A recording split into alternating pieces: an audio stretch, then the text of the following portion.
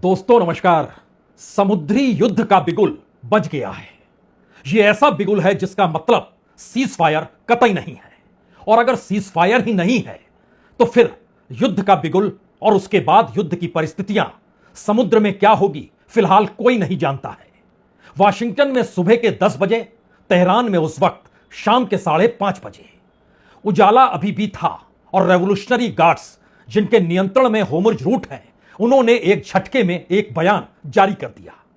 खुलकर कहा कि दरअसल यह सीज फायर अगर है तो फिर सीज फायर के दौर में होर्मुज रूट की दिशा में अमेरिकी जहाज, जंगी जहाज कैसे बढ़ सकते हैं, और अगर सीज फायर नहीं है तो फिर रेवोल्यूशनरी गार्ड भी फ्री है, वो किसी पर भी हमला कर सकते हैं, वो अमेरिकी जंगी जहाज ही क्यों ना हो। यानी सीज फायर और युद्ध के बीच की परिस्थिति में क्या होर्मुज रूट इस दौर में एक बड़ी लक्ष्मण रेखा के तौर पर खड़ा है, जिसमें होर्मुज रूट तक अमेरिकी जंगी जहाज अगर पहुंचते हैं तो रेवोल्यूशनरी गार्ड उस पर हमला कर देंगे, और अगर नहीं पहुंचते हैं तो फिर नाकेबंदी का मतलब होगा क्या। और अगर पहुंचकर यह कहते हैं कि सीज फायर है, आप हमला मत कीजिए, तो फिर अगला सवाल होगा तब आप यहां पर आए क्यों। इन तमाम बयानों के बीच में ब्रिटेन के प्राइम मिनिस्टर पार्लियामेंट के भीतर कहते हैं, खबरदार, हमको किसी भी हालत में इस युद्ध में घसीटने की कोशिश मत कीजिए। यह युद्ध आपका है। अब हम इस दिशा में बढ़ेंगे जहां पर हम अपने तौर पर स्वतंत्र भी हों और अपने तौर पर स्वावलंबी भी हों एनर्जी को लेकर। और पार्लियामेंट के जरिए उन्होंने पूरे ब्रिटेन से यह ऐलान कर दिया कि अब जरूरी है एनर्जी के क्षेत्र में हम स्वावलंबी हो जाएं। यानी अमेरिका जो बार बार हमें घसीटने की कोशिश युद्ध में कर रहा है, हम बिल्कुल उसमें शरीक नहीं होंगे। और खुले तौर पर ब्रिटेन के प्राइम मिनिस्टर ने इजराइल पर निशाना साधते हुए कहा कि आपको तुरंत युद्ध रोकना होगा, जो आप हमले लगातार लेबनान पर कर रहे हैं। लेकिन इसी बीच नेतान्याहू यह कहने से चूकते नहीं हैं, युद्ध खत्म नहीं हुआ है। और युद्ध खत्म इसलिए नहीं हुआ है कि जो मांगे अमेरिका की थी, उसमें खास तौर से यूरेनियम एनरिचमेंट का जो सवाल था, उसको आपको सौंपना होगा। नेतान्याहू इस बात का जिक्र करते हैं तो रशिया यानी उस तरफ व्लादिमीर पुतिन यह कहते हैं, अगर शांति के लिए जरूरी है यूरेनियम एनरिचमेंट को लेकर सवाल उठ रहे हैं तो हम उसे अपने यहां सुरक्षित रखने को तैयार हैं। यानी जिस यूरेनियम एनरिचमेंट की वजह से संकट है वो हम अपने यहां रख लेंगे। लेकिन इन सबके बीच अमेरिकी राष्ट्रपति ट्रंप इसी बीच एक ट्वीट करते हैं और उसमें लिखते हैं कि ईरान की नौसेना समुद्र की तलहटी में डूबी पड़ी है, पूरी तरह नष्ट हो चुकी है 158 जहाज। और उसके बाद वो जिन बातों का जिक्र करते हैं उसमें खुले तौर पर कहते हैं, जिस तरीके से जो ड्रग ट्रैफिकर होते हैं उनको हम जो मार गिराते हैं और उनके पास जो जहाज होते हैं, उन्हीं जहाजों के आश्रय ईरान इस वक्त होर्मुज रूट पर हम पर हमला करना चाहता है। बिल्कुल नहीं, हम पूरे तरीके से नष्ट कर देंगे। और चेतावनी देते हुए वह लिखते हैं, यदि इनमें से कोई भी जहाज हमारी नाकाबंदी के करीब आता है तो उसे तुरंत नष्ट कर दिया जाएगा। और उसी तरीके से जो हम समुद्र में नार्को पर सवार ड्रग के डीलरों के खिलाफ इस्तेमाल करते हैं। रेवोल्यूशनरी गार्ड्स कहते हैं, गलती आप पहले भी कर चुके हैं, गलती आप फिर कर रहे हैं। और इस परिस्थिति में फ्रांस, इटली, कनाडा, ऑस्ट्रेलिया खुले तौर पर कहते हैं, बिल्कुल युद्ध के साथ हम नहीं खड़े होंगे। होर्मुज रूट को लेकर जो सवाल है वो सवाल अमेरिका का सवाल हो सकता है, हम अपनी सेना नहीं भेजेंगे। लेकिन हां नहीं के बीच में चीन और उनके रक्षा मंत्री इसी वक्त चेतावनी देते हैं, हमारे लिए यह रूट खुला हुआ है, पहले भी खुला हुआ था, आप ही ने युद्ध किया और उसके बाद यहां की स्थितियां आपने डगमगा दी। हमारे लिए पुरानी स्थिति है, हमारे संबंध पुराने हैं, हमारी आवाजाही पुरानी है। अब खबरदार, जो आपने उस दिशा में कदम भी बढ़ाया तो। अब सवाल यह है, क्या वाकई आज की रात कोई जहाज होर्मुज रूट से नहीं गुजरेगा? आज की रात कोई जहाज होर्मुज रूट से अगर ईरान का तेल लेकर गुजरेगा तो क्या अमेरिकी नौसैनिक उस पर हमला कर देंगे? लेकिन फिर वही सवाल, अमेरिका की नौसेना कहां पर मौजूद है? अगर वह दायरे में है, यानी ईरान के रेवोल्यूशनरी गार्ड के दायरे में है, तो वो निशाना बन जाएगी। निशाना बनेगी तो परिस्थितियां नाजुक होगी, और परिस्थितियां नाजुक होने का मतलब है सीज फायर खत्म। तो क्या आज किसी जहाज के गुजरने की परिस्थितियों के बीच यही सबसे बड़ा सवाल है? क्योंकि अमेरिकी राष्ट्रपति ने 2 अलग अलग सोशल ट्रुथ पर जिन बातों का जिक्र किया, उसका मैसेज सिर्फ एक है, हम नाकाबंदी कर रहे हैं, 10 बज चुके हैं, अब हम बख्शेंगे नहीं। अब अमेरिकी राष्ट्रपति सोशल मीडिया में लिख तो रहे हैं और युद्ध की दिशा में बढ़ते हुए कदम दिखा भी रहे हैं, लेकिन दूसरी तरफ रेवोल्यूशनरी गार्ड गुरिल्ला युद्ध लड़ रहा है, यानी उसकी पूरी तैयारी होर्मुज़ रूट को जिस तरीके से है, उसमें तुरंत ही वॉल स्ट्रीट जर्नल की एक रिपोर्ट भी बड़ी मायने रखती है। उनका कहना है कि 160 मिलियन बैरल पहले से ही ईरान ने अलग अलग जहाजों पर रखकर समुद्र में खड़ा कर दिया है, यानी जिसे खरीदना है खरीद ले। यानी इस नाकेबंदी से पहले ही एक ऐसी तैयारी तेल को बेचने को लेकर, और दूसरी तरफ तेल की सुरक्षा के मद्देनजर रेवोल्यूशनरी गार्ड्स की तैनाती। यह दोनों परिस्थिति बतलाती है कि मुश्किल इस दौर में उस आर्थिक नाकेबंदी के सामने खड़ी है, वो रोके तो कैसे रोके।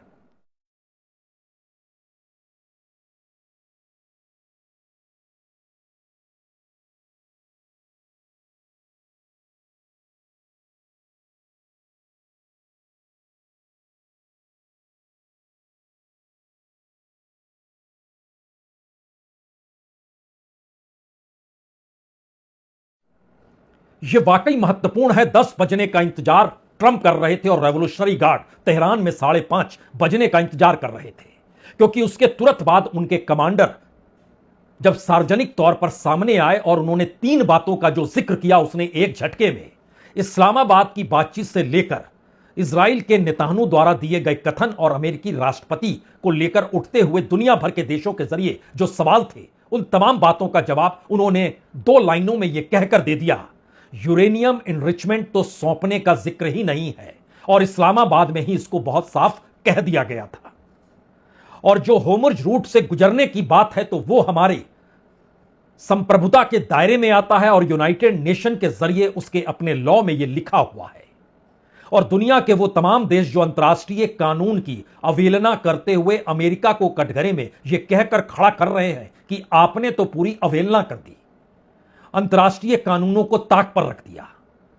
इजराइल वो वार क्राइम कर रहा है और इसका खुला जिक्र स्पेन के फेड्रो चांसेस ने यह कहकर किया कि दरअसल अब अमेरिका के साथ रिश्ता नहीं, बल्कि हम तो अब तेहरान से संबंध बनाने जा रहे हैं, दूतावास खोलेंगे, व्यापार करेंगे, कच्चा तेल खरीदेंगे और एक मैसेज पूरे यूरोप को देना चाहेंगे कि अब आप अपने अपने रास्तों को चुन लीजिए, अमेरिका के साथ खड़े होने की कोई जरूरत नहीं है। और पेड्रो सांचेज इस बात का जिक्र बीजिंग पहुंचकर कर रहे हैं, क्योंकि अमेरिका ने कहा हमारे साथ व्यापार नहीं, स्पेन से कहा, स्पेन ने कहा आपके साथ नहीं, चीन के साथ व्यापार और ईरान के साथ व्यापार।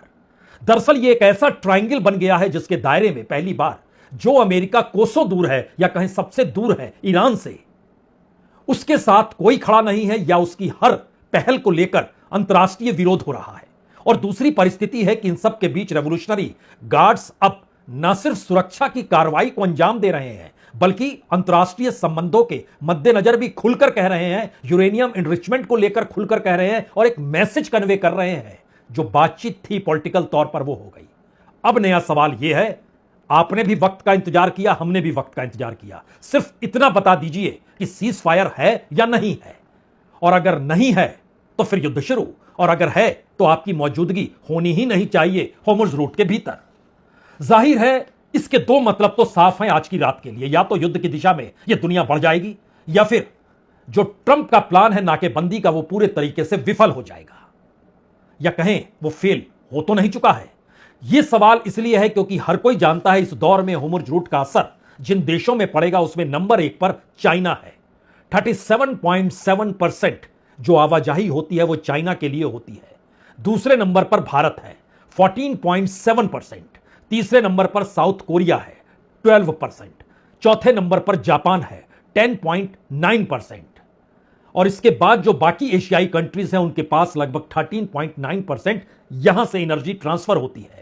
यूरोप के दायरे में सिर्फ 3.8% आता है, अमेरिका के दायरे में होर्मुज़ रूट से सिर्फ 2.5% आता है। यह मैसेज है कि यूरोप अब अपने रास्तों को तलाश रहा है। यह मैसेज है कि अमेरिका, चूंकि उसके पास एनर्जी है, तेल सबसे ज्यादा है 20 मिलियन बैरल पर डे के हिसाब से उसकी अपनी रिफाइनिंग है, यह मैसेज है कि उससे हटकर अब जापान हो, ऑस्ट्रेलिया हो, कोरिया हो, चाइना हो, इंडिया हो, हर किसी को अपने तौर पर सोचना ही होगा। क्या असर पड़ेगा एक क्षण के लिए ग्राफिक्स में देख लीजिए।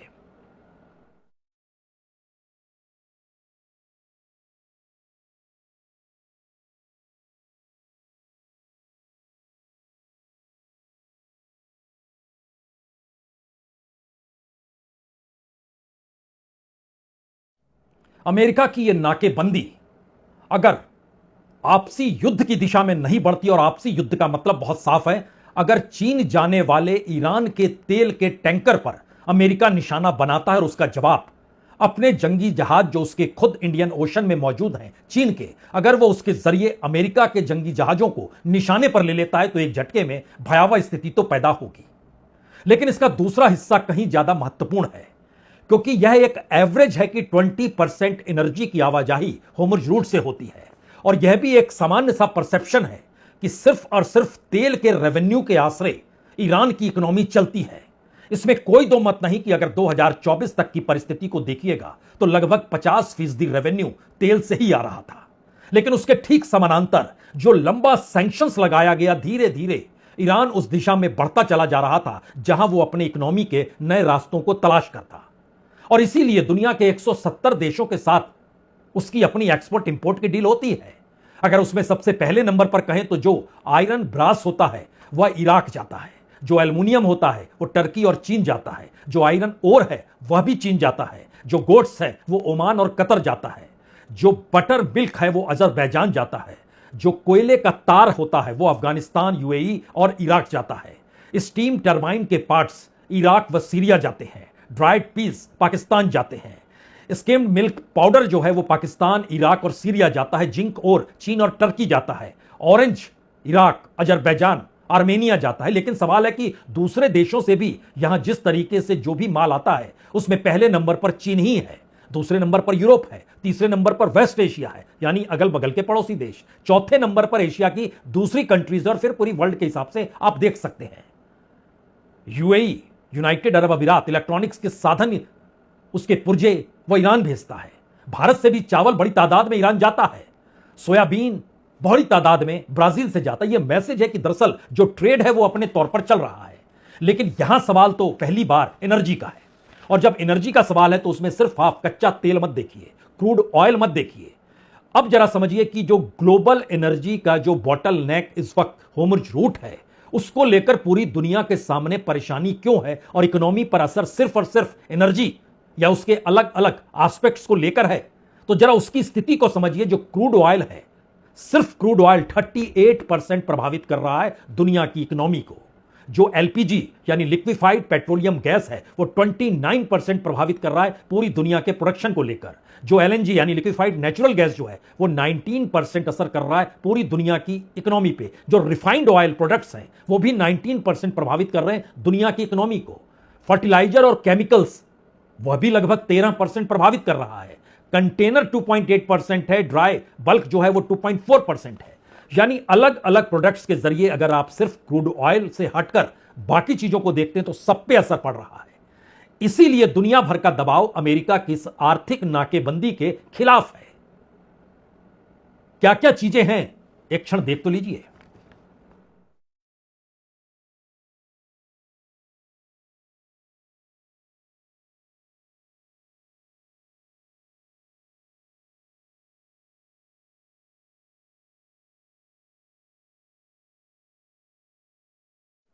अमेरिका युद्ध में कूदा तब भी उसके लिए रास्ता नहीं निकला। युद्ध से पहले उसने सैंक्शंस लगाए हुए थे, तब भी रास्ता नहीं निकला। उसने सीज फायर करने के बाद बातचीत की मेज पर बैठकर चिंतन मनन करना शुरू किया, रास्ता तब भी नहीं निकला।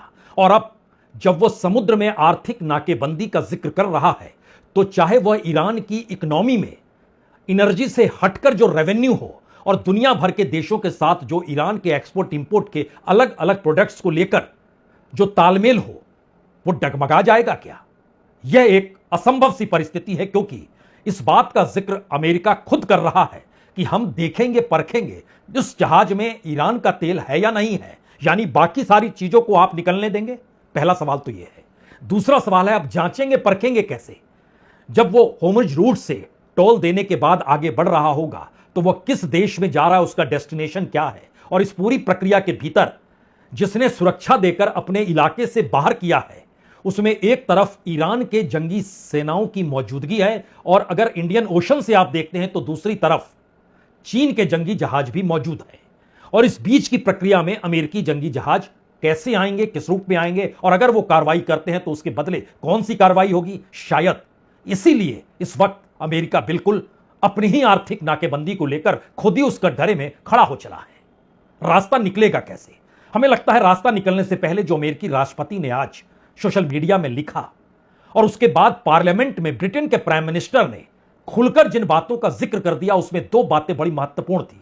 एक तो कह दिया खुले तौर पर कि हम शामिल नहीं होंगे, लेकिन उससे हटकर अब हम एनर्जी पर आत्मनिर्भर होंगे और जो हो रहा है, जो नागरिकों की हत्याएं हो रही हैं, जो इजराइल कर रहा है, उसको इजाजत नहीं दी जा सकती है। एक लिहाज से वो वार क्राइम है, उसको तुरंत रोकना चाहिए और उसके साथ अमेरिका खड़ा है।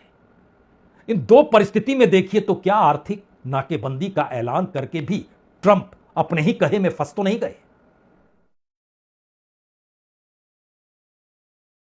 To reopen the Strait of Hormuz to de-escalate the situation, leading to a sustainable ceasefire.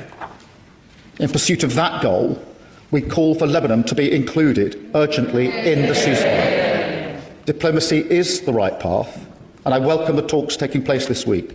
Hezbollah must disarm, but I'm equally clear Israel's strikes are wrong.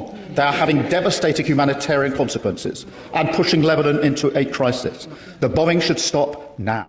Britain के प्राइम मिनिस्टर स्टैमर ने जिस तीखे अंदाज में कहा हम इस युद्ध में शामिल नहीं होंगे और इजराइल को उन्होंने कटघरे में खड़ा कर दिया। दरअसल 5 सवाल इस दौर में सबसे बड़े हैं और संयोग से पांचों सवाल या तो अमेरिका से जुड़े हैं या फिर रेवोल्यूशनरी गार्ड की भूमिका को लेकर जुड़े हैं। पहला सवाल तो यही है कि आर्थिक नाकेबंदी तभी संभव है जब आप सीज फायर खत्म कर दें, और जैसे ही सीज फायर खत्म करते हैं वैसे ही रेवोल्यूशनरी गार्ड्स हमला करना शुरू कर देंगे, क्योंकि वह उनकी अपनी जमीन और उनके मिसाइल के दायरे में आ जाते हैं। इस परिस्थिति को लेकर अमेरिकी जंगी जहाज कहां पर टिकेंगे, यह पहला सवाल है। दूसरा सवाल, होर्मुज रूट से गुजरने वाले जहाजों को अगर सुरक्षा देकर रेवोल्यूशनरी गार्ड बाहर निकाल रहा है और बाहर निकालने के बाद अगर अमेरिकी जंगी जहाज उस पर हमला करते हैं, तो खुद ईरान यह कहने से नहीं चूक रहा है कि 90% तेल हमारा चीन जा रहा है। चीन यह कहने से नहीं चूक रहा है 90% तेल हमारा ईरान से आ रहा है। तो यह सीधे तौर पर ईरान माइनस होकर अमेरिका और चीन को आमने सामने की परिस्थिति खड़ी कर देती है। फिर क्या होगा? तीसरा सवाल, जिस यूरेनियम एनरिचमेंट को लेकर अभी तक रूस कूदा नहीं था, उसका आर्गुमेंट है अगर यही सारे युद्ध की जड़ है तो इसको हम अपने यहां सुरक्षित रख लेते हैं। यानी रूस एक संकेत दे रहा है चीन से हटकर कि अमेरिका इस यूरेनियम एनरिचमेंट को ना ले जाए, और दुनिया यह संकेत दे रही है कि इस यूरेनियम के जरिए परमाणु हथियार, तकरीबन 10 बड़े हथियार तो बनाए जा सकते हैं। और रेवोल्यूशनरी गार्ड ये कह रहे हैं हमने तो कभी कहा ही नहीं कि यूरेनियम एनरिचमेंट हम अमेरिका को सौंपेंगे या उस पर चर्चा भी करेंगे। तीसरा मैसेज परमाणु हथियारों को लेकर और यूरेनियम एनरिचमेंट के मद्देनजर अमेरिकी पहल को लेकर खुले तौर पर दर्शाता है। यह टकराव रेवोल्यूशनरी गार्ड अगर कड़ा फैसला ले लेते हैं तो मुश्किल में अमेरिका के सामने आ जाएगी।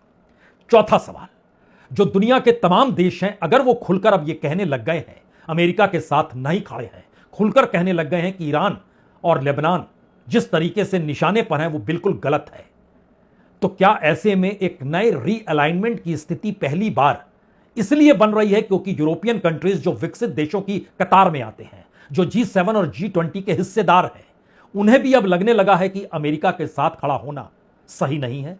यह चौथा सवाल है। और पांचवां सवाल सीधे अमेरिका, ट्रंप और उनकी अपनी उस राजनीति से जुड़ा है जिसमें हर एक फैसले के बाद वो एक नया फैसला लेते हैं और उस नए फैसले से बदलने में वो देर लगाते नहीं है। सभ्यता खत्म हो जाएगी लेकिन सीज फायर हो गया। सीज फायर हो गया तो बातचीत की मेज पर आ गए। बातचीत की मेज पर आ गए तो उसके बाद अचानक एक झटके में नेतान्याहू की एंट्री हो गई जो जेडी वेंस से बात कर रहे थे। अचानक गोलपोस्ट ही बदलने की स्थिति में अमेरिका इस बातचीत की मेज पर आकर खड़ा हो गया। आखिरी सवाल, ट्रंप द्वारा बार बार पाला बदलते हुए सिर्फ और सिर्फ युद्ध में वो झुके हुए नजर ना आए, इसको दिखलाने और बतलाने की परिस्थिति में क्या ये आखिरी स्टेज है उस युद्ध का जिसमें होर्मुज रूट कर लेकर उन्होंने निर्णय तो ले लिया आर्थिक नाकेबंदी करेंगे, लेकिन कैसे करेंगे और अगर कर पाए तो उसके बाद कौन सा देश सामने आकर खड़ा हो जाएगा? शायद ये सबसे बड़ा संकट आज की रात का तो है ही। बहुत बहुत शुक्रिया, बहुत बहुत शुक्रिया।